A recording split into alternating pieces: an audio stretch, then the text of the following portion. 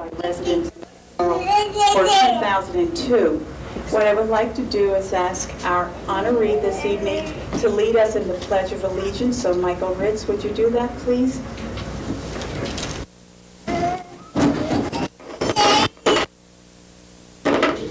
To the flag of the United States of America and to the republic for which stands one nation, under God, indivisible, with liberty and justice for all.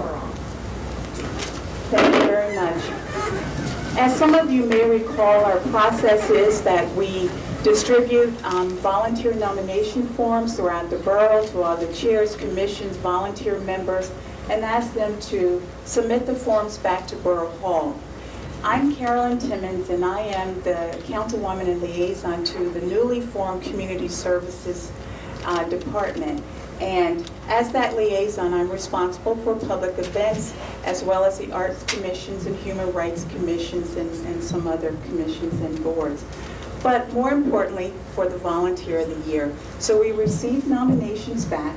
The Community Services Committee, myself, Councilwoman Goodhart, Councilman Nolan, we met, reviewed all of the nominees that had come in, and we also met with the mayor. And there was an overwhelming selection of our honoree this evening, who is Michael Ritz. And we're going to learn more about Michael in a few minutes. What I'd like to do is have the mayor come up. We have a very brief agenda, but it's a very important evening because we have a featured speaker. I've been doing this for a couple of years now, and I'd like to change the format. Last year we gave out pins, and this year I thought we'd have a speaker to continue to inspire us to volunteer if we don't do it ourselves, but to have neighbors and friends come out for 2003 and continue to volunteer on the borough and for our boards and commission. So I will then have the mayor will come up, and then I will have Fern Walter Goodhart, who is the council liaison to the food pantry, of which Michael Ritz is a volunteer for. And then we will introduce our speaker, and at that time she is certainly willing to autograph her book, which is a very special book for anyone who's interested, so yes, you can. And she's going to leave extras for us so that we can certainly distribute those to other commissions and boards and their members as well. So without further ado, I'd like to have Mayor Frank come up.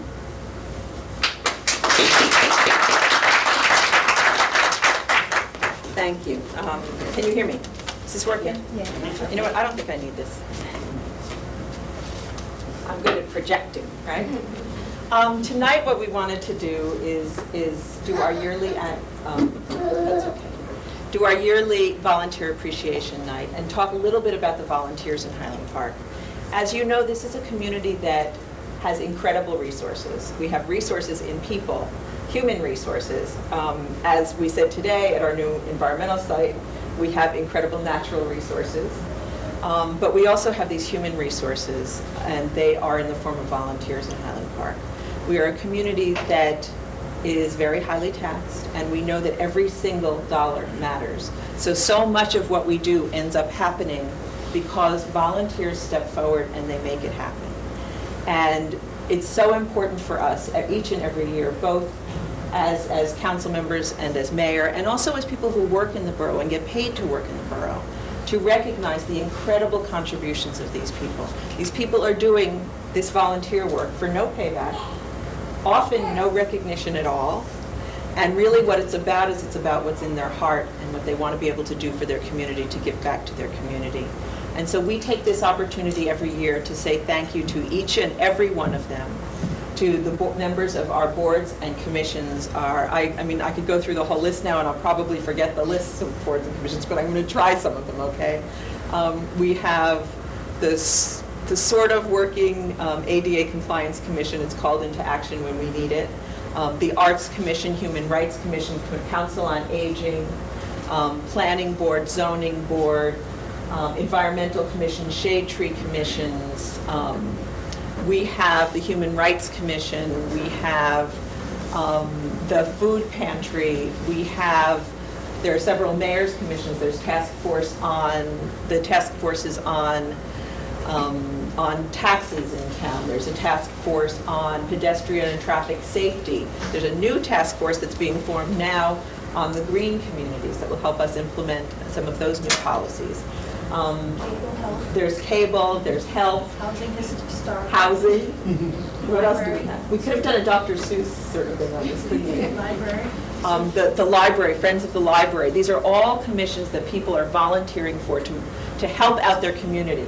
In addition to the boards and commissions that we recognize every year, to all of the members of the boards and commissions and committees, we also recognize our volunteer firefighters, our volunteer first aid squad members, and also there are volunteers that we don't often think about because they're not on the list that Fern has. There are volunteers that help with our projects. For example, we had some landscape architects in the beginning of the environmental center volunteering for that. We have restaurants in town that donate food for programs, and in fact, that's a volunteer activity.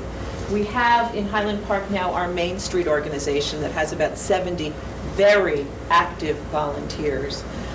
2 weeks ago, we had our design workshop with about 30 professionals. I think only 4 of them were paid professionals. The rest were top in their field, nationally known, some of them internationally known for design and architecture and all sorts of things, that were people who lived in Highland Park and were volunteering their time, their professional time, to help out their community.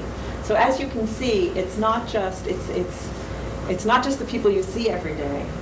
It's not just the people that are in here every day. And let me tell you, there are people that are professional volunteers, and we, council and mayor, owe our lives, and you as community members too, to these people who come in all of the time to maintain the programs. But in addition to them, there are people that are behind the scenes or behind the camera and volunteer to come, like Gary Leslie, one of our former volunteers of the year, who come and volunteer each week to film, for example. So to them, we want to be able to say thank you every year. To each and every one of you, thank you for your hard work, your dedication. It's something that comes purely from the heart, and we do appreciate it, and we understand that it takes a certain kind of person to do this work. And those people, we happen to be very lucky in Highland Park that we have lots of those kind of people. And it doesn't take a whole lot to appeal to that part of a person that gets them to want to do something for free, do something for their community, to make it a better place. And so for that, we say thank you to all of you, and turn it back over to Karen. Okay, thank you, Mayor. And actually what I would like to do now is ask several of the people who nominated Michael Ritz, who is our Volunteer of the Year, to come down and say a few words about why they nominated him. Then I would like to ask the mayor to present him with the plaque, and I would like to ask the council liaison to the food pantry, Fern Walter Goodhart, to read and present Michael with the proclamation, and then we'll move to our featured speaker. So I'd like to Liz Estes and Reverend Caperdell to come down and say a few words about why they nominated Michael and what makes him so special as Volunteer of the Year for 2002. Oh, no. You don't need the mic? I have an 18-year-old. Oh, okay. Well, stand front and center. Okay. I mean, everybody who's here knows how hard it is to feed one family.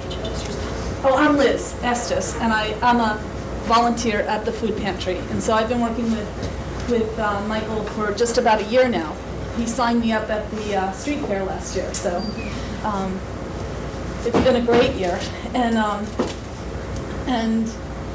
you know, what I've learned is that as hard as it is to feed one family in a month, it is so much harder to feed 50 or more families. And that's what the food pantry's been doing with very few volunteers. Sometimes we have 2 or 3, sometimes 5 people who actually volunteer during that month.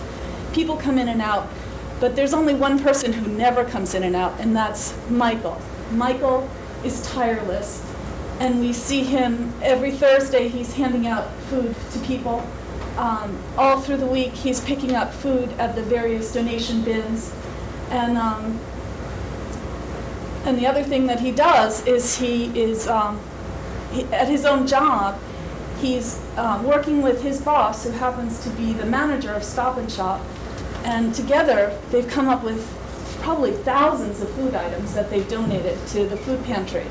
So it's really been quite an amazing thing. The other thing that Michael does is that he's really great with us volunteers.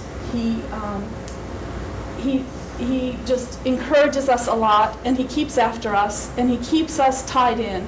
And somehow he's made us all, even though we can only give a little bit of time at a time, he gets us all to work together and to be a team and to come together and make this kind of miracle happen where we're able to feed 50 families every month or even more. So that's why I thought Michael deserved this nomination. Thank you, Liz, for everything you did. I'm Seth Copperdale, and with my wife, we're the pastors at the Reformed Church of Highland Park.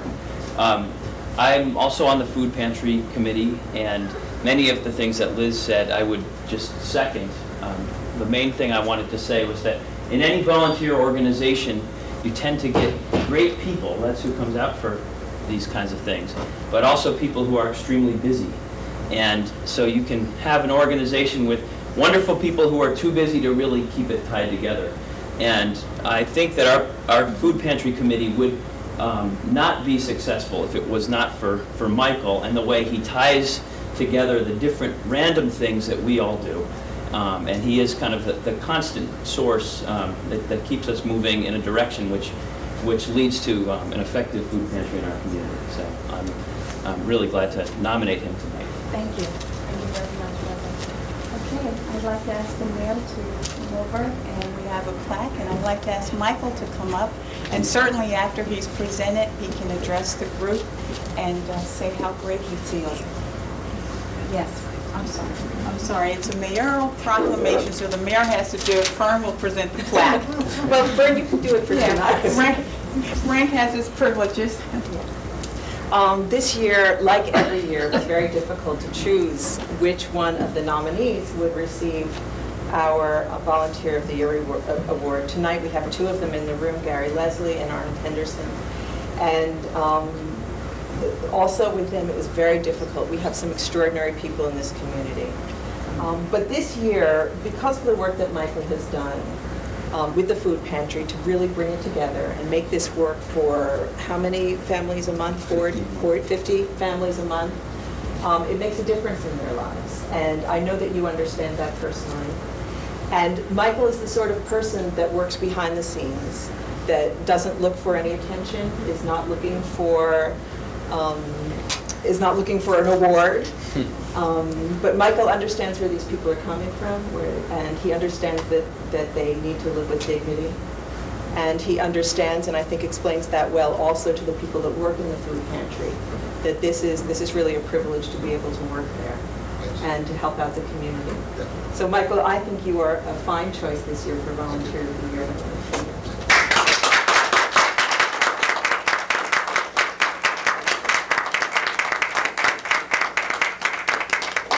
Whereas Michael Ritz is a dynamic force on the community food pantry, being a member since inception and currently the chair, and whereas Michael Ritz has fulfilled many roles in the pantry, staffing the table at the street fair, picking up and delivering food, stacking the shelves, staffing the pantry, running the meetings, handling correspondence, and finding volunteers, and whereas Michael Ritz single-handedly kept the pantry running in 2002 as he cheerfully coordinated the efforts of as many as 20 volunteers, keeping spirits high and communicating with everyone. And whereas Michael Ritz also coordinated efforts of other organizations, including churches and synagogues and businesses such as Stop and Shop, which have supported the food pantry. And whereas Michael Ritz is a kind, caring, compassionate, and noble, always saying yes when asked, and thinking about what is best for others in the borough. Now, therefore, I, Merrill Frank, Mayor of the Borough of Highland Park, do hereby proclaim Michael Ritz the 2002 Volunteer of the Year. And on behalf of the residents of the Borough of Highland Park, I do hereby commend Michael Ritz for his work on behalf of the borough and its residents.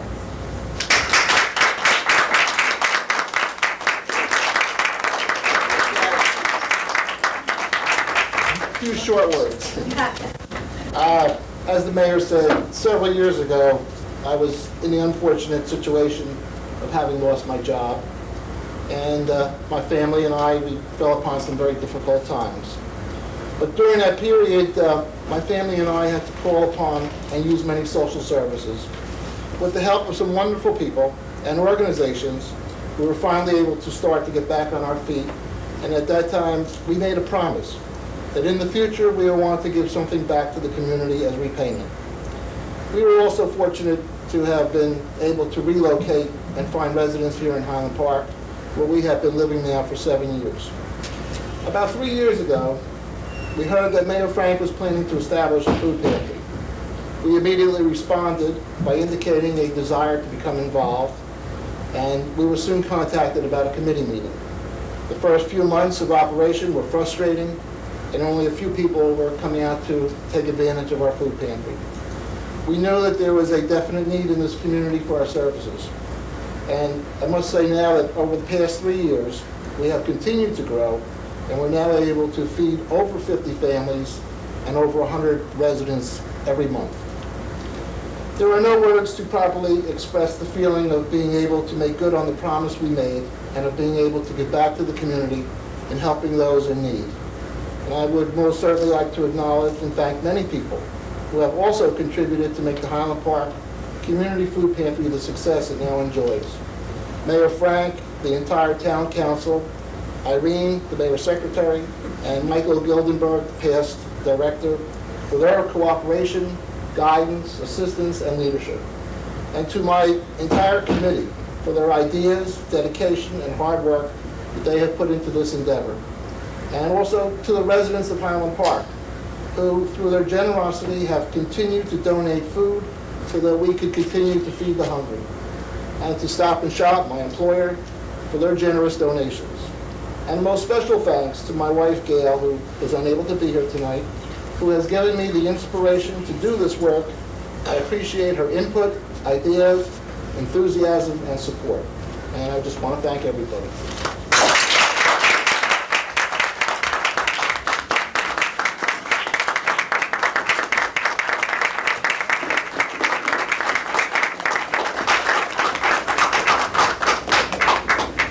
We have a proclamation to present to Michael as Volunteer of the Year, presented by the Highland Park Mayor and Council for outstanding dedication to the community, April 22nd. So it's with much pride and gratitude, Michael, that we thank you and acknowledge you as Volunteer of the Year. Thank you very much.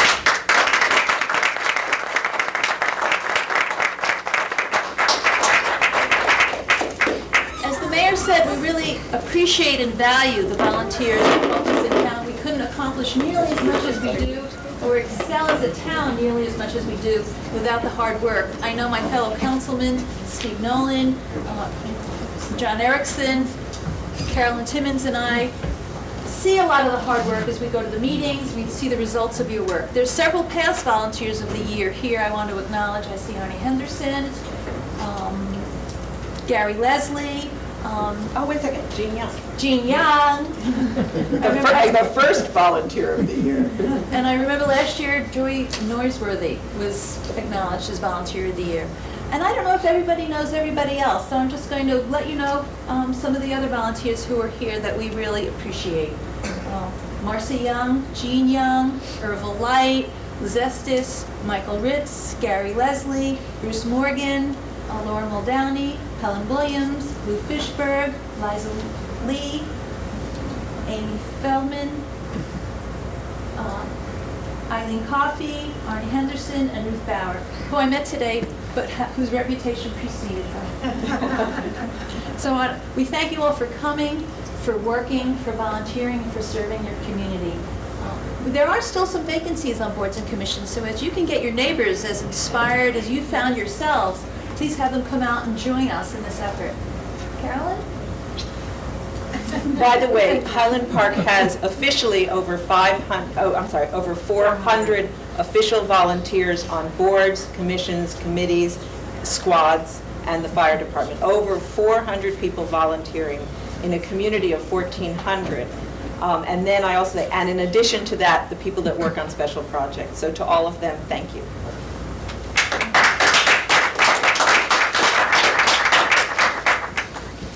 Congratulations, Michael. Thank you, Mayor, and thank you, Fern.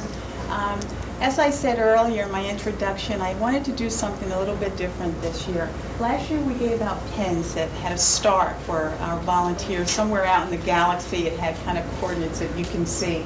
But this year, I thought we would do something different. I had the opportunity to attend an event last year in which our featured speaker, Arlene Obers, who is co-author of Chicken Soup for the Volunteer Soul, will speak this evening. She was so inspiring, and she told me this evening she's spoken to many types of groups throughout the state. And I think it's just such a pleasure to have her here to inspire you so that you can go through 2003, know what an honor it is to have you volunteer for our borough, continue to do the good work. As the mayor said, have friends and family come and volunteer as well. But more importantly, just a recognition of all the hard work that all of the volunteers do in our borough.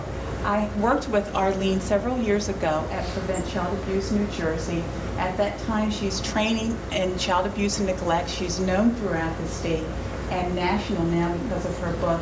And it's just such an honor to have her here this evening to share some insight and inspiration with us. So Arlene, she certainly will sign books for you later, and we can have some refreshments. So Arlene Obers. Thank you, Carolyn.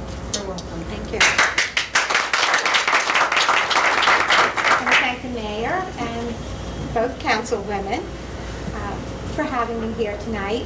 I have spoken in Middlesex County a few times, which has been really fun because I met one of the young ladies that was the recipient, Liza, right? Liza Lee. And she was at the Youth Services, Middlesex County Guidance Association. And all these high school students, there were like 38 of them who were presented with my book and a plaque. But I was so inspired by them because if you could hear what the young people are doing in your county, you would be so proud, as I felt proud. I was just so thrilled to be there. And to hear about Michael today. Michael, you would have made a great story for my book, so let's save it for the sequel. Okay. That would be great. I've been working at Prevent Child Abuse New Jersey part-time for the past 6 years. I'm wearing my little blue pin today. April is, besides Volunteer Week coming up, is Prevent Child Abuse Month. And part of my job was to train volunteers to go out into the community throughout New Jersey and to speak about preventing child abuse. That's how the idea of the book came to me. Because I had worked with volunteers before in various different jobs, but I'd never worked with them so steadily as I did at prevention. And when you talk about how, one person like Michael, one person who started the Blue Ribbon Campaign, this little grandma down in Norfolk, Virginia, she had lost her grandchild to child abuse. Her daughter's boyfriend had abused the child so badly that the child died. And here she is, this little grandma who is not well, so she couldn't take the child and take care of him, but very, very, of course, distraught at the loss of this child. So what did she do? She could have sat back and said, well, I'm always sick and I can't do many things. But the power of one person can be awesome. And what she did was she put a big blue ribbon on her car. And of course she had the handicap sticker and she would park in the front everywhere. People would see that blue ribbon. And they would come up to her and they'd say, what does that stand for? And she said, it stands for, we are adults. We're here to protect children, not to hurt them. And people have to be aware that child abuse does happen. We can't just hide our heads in the sand. And from that one little grandma down in Norfolk, Virginia, they started a whole town program, and then it went statewide in Virginia, and now it's a national program. And every year, there is a blue ribbon campaign throughout all the states in our country. And here in New Jersey, Prevent Child Abuse New Jersey gave out 250,000 blue ribbons. And we want everyone to be wearing blue ribbons. So I'm going to give you a phone number so you can all call and wear your blue ribbons. And it'd be great for the food pantry, too. It's 1-800-CHILDREN. Very simple. If you call that number for your church, for your organizations, for anything, you can get blue ribbons. And be so proud to wear that blue ribbon, because we are here to protect children. And our tagline is, it shouldn't hurt to be a child, and it certainly shouldn't. So that's another powerful person who started a whole big campaign.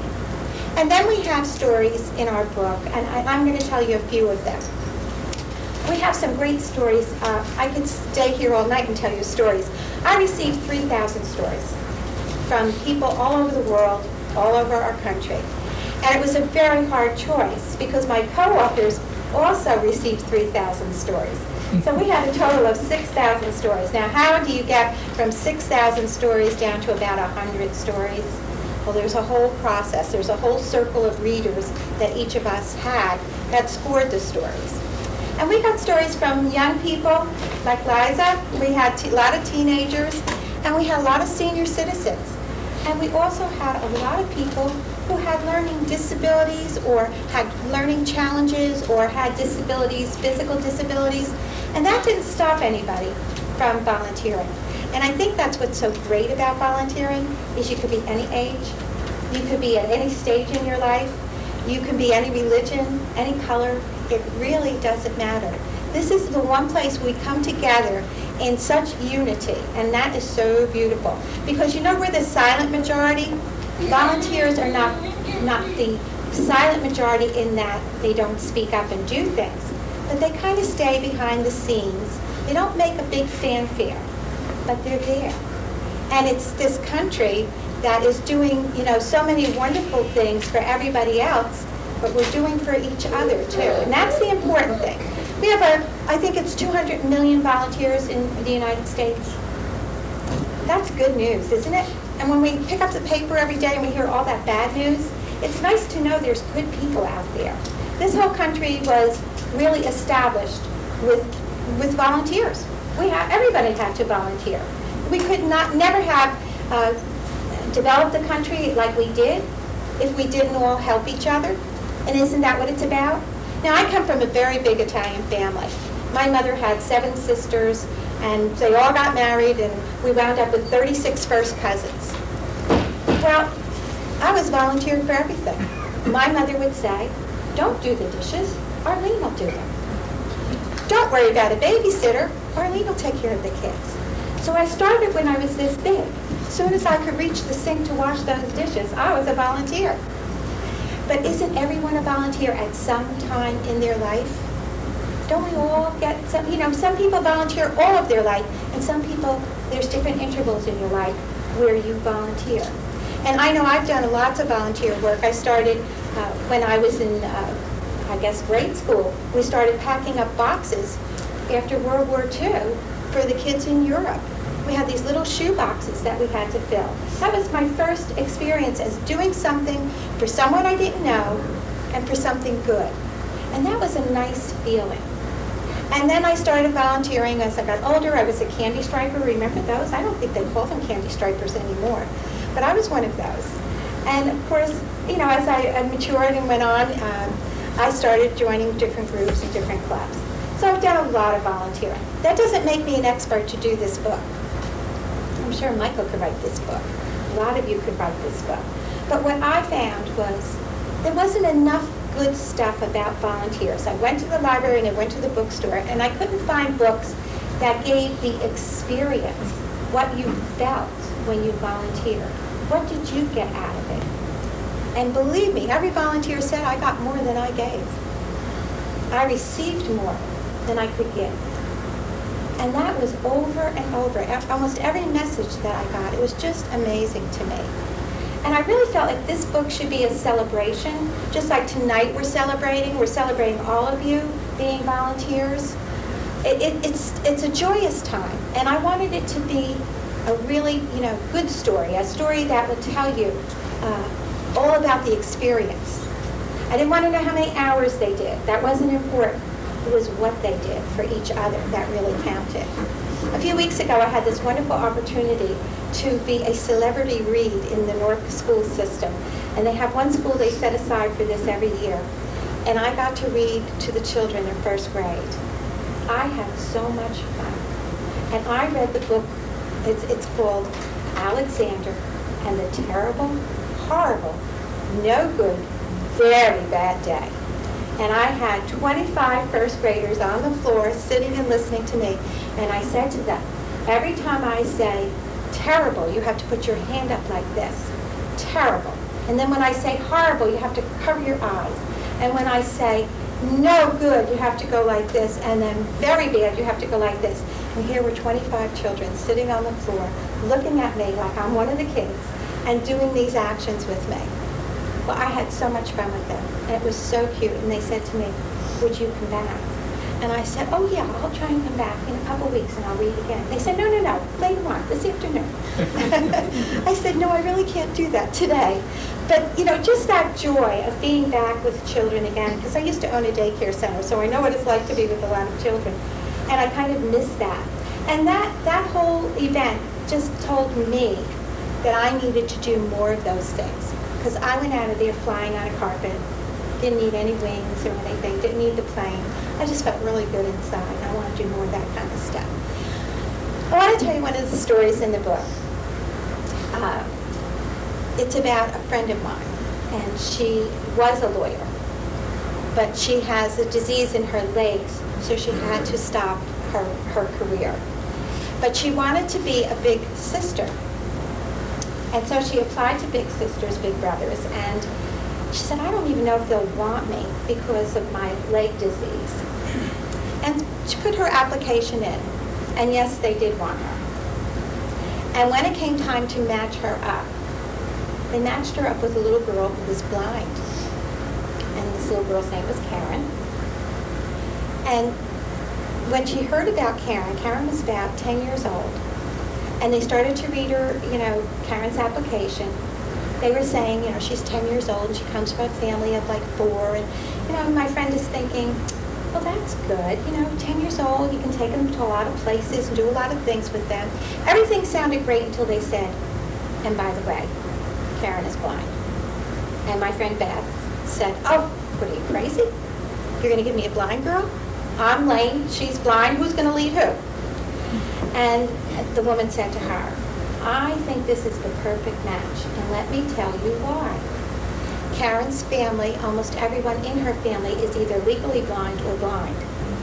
She needs to be with someone who has a disability, but who lives, quote, a normal life, and she has to see the world through your eyes, because she can't see them through her family's eyes.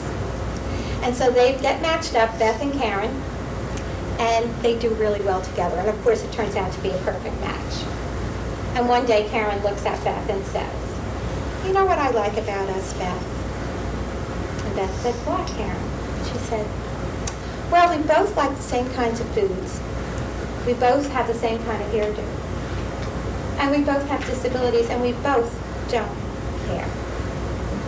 And of course, Karen now, when I got the story, was in high school. She's now in college. And that was one of my first stories that I received, and I just looked at that story, I read it, and I said, this is a chicken soup story. It was really, really good. I wished I could have published everybody's story. I mean, there were so many wonderful stories. And there was one story that was sent to me that didn't get into the book, but really touched my heart. I thought it was a beautiful story. And it was about a woman who goes around to nursing homes and hospitals, and what she does is she massages the patient's hands, and she just talks to them. And that was so soothing and so nice and so easy to do. And I thought, wow, what a great thing to do. Well, I never thought I would need that little touch of hand cream and massaging. But one night my mom was really sick, and I thought I had to call 911. And I remembered that story. And so trying to get my mom calmed down, I took out a little hand cream and I massaged her hands, and I kept talking to her about the old days and when our family was all together and everyone was there. I just chatted, got her calmed down. Her heart stopped racing. And I said, how you doing? And she said, I'm doing okay. I said, I could still call 911. She said, no, I don't think I'm doing anything. So that was something I learned. I learned a lot from those stories. Some of them were very funny. People sent me pictures of themselves. People sent me gifts and books and different things. It was really exciting every day to go to the mailbox and find some wonderful surprise, some wonderful story. And they were always so uplifting and just so inspiring to me. And before I close, I just want to leave you with this wonderful quote that is in the book. And again, another friend of mine wrote this, and it's, I cannot give the world all the good that it needs, but the world needs all the good that I can give. And I think that comes from all of us. Thank you.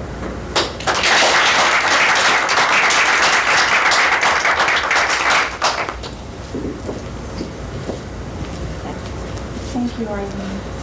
Arlene is going to stay around and personally sign books for you if you'd like to come up.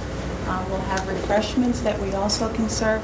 I would like to get some photographs of the mayor with Michael and Fern with Michael so that we can put it in our newsletter, which should be coming out, if not this quarter, the next quarter. And I ask you to mingle and talk to your neighbors and your friends and other volunteers and mayor and council as well. This is our evening. It's very short, but it means a lot, and certainly Gary will make sure that we can get it on the air and share it with the entire borough. But I want to thank you again on behalf of mayor and council for sharing this brief time with us, which means so much to everyone in the borough. Thank you for volunteering, and please, please keep up the good work. Thank you.